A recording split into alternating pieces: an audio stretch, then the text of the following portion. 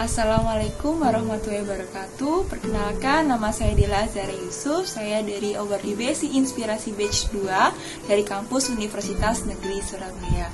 Oke guys, di sini saya akan menjelaskan terkait apa artinya kepemimpinan. Yang pertama, saya akan mengambil kutipan dari seorang George Bernard yang menyatakan bahwa organisasi yang besar mungkin memiliki pemimpin yang hebat dan struktur yang kuat.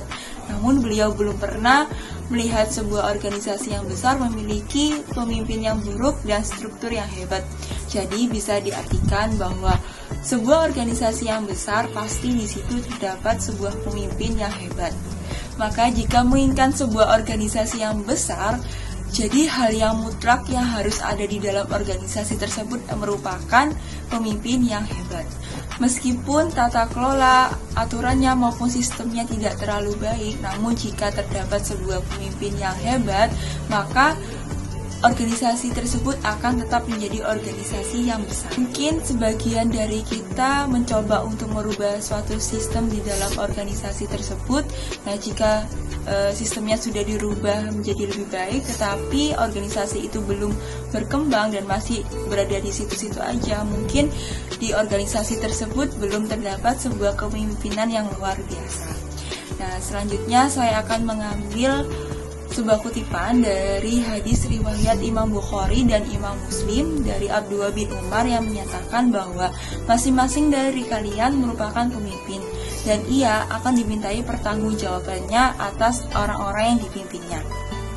Yang artinya bahwa seorang nabi pun memiliki sebuah statement yang kuat terkait kepemimpinan, yang bahwa jika terdapat sebuah komunitas dan ada tujuan dari komunitas tersebut, maka keberadaan sebuah pemimpin itu sangat dibutuhkan.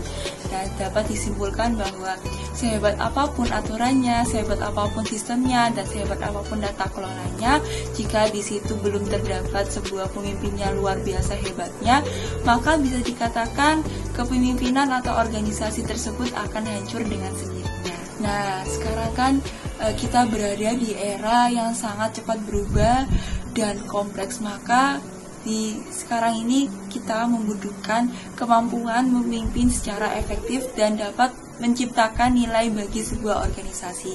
Nah, maka dari itu dibutuhkan sebuah kepemimpinan yang tangkas. Nah, apa sih kepemimpinan yang tangkas itu?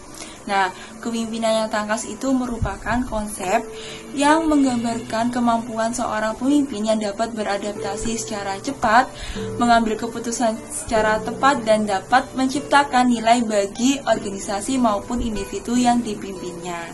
Oke, selanjutnya kepemimpinan tangkas itu melibatkan beberapa kombinasi dari faktor kunci yang termasuk kepekaan terhadap perubahan, terus kemampuan berpikir secara kritis, kepemimpinan secara visioner, dan kemampuan untuk berinovasi.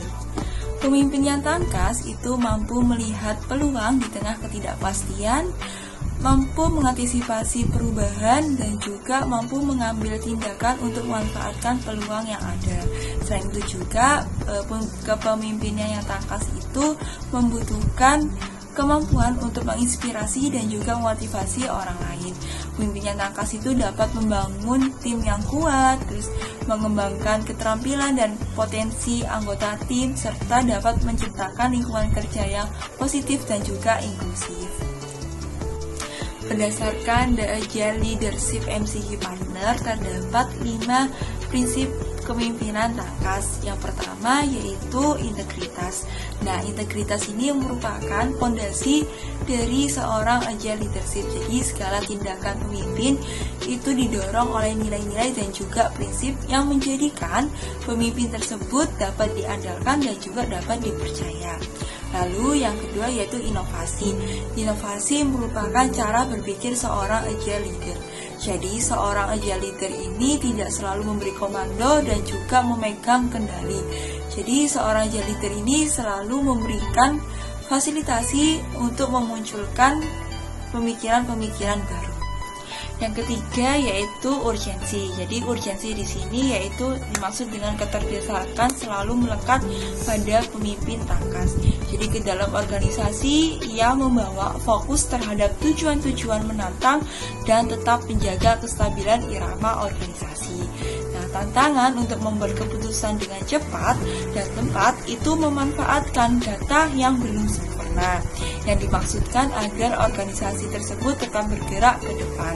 Jadi pemimpin Tangkas itu menyerahkan pengambilan keputusan secara menyebar ke semua tim, mengabaikan struktur organisasi yang kaku, dan karena paham cara mengoptimalkan potensi tiap tim.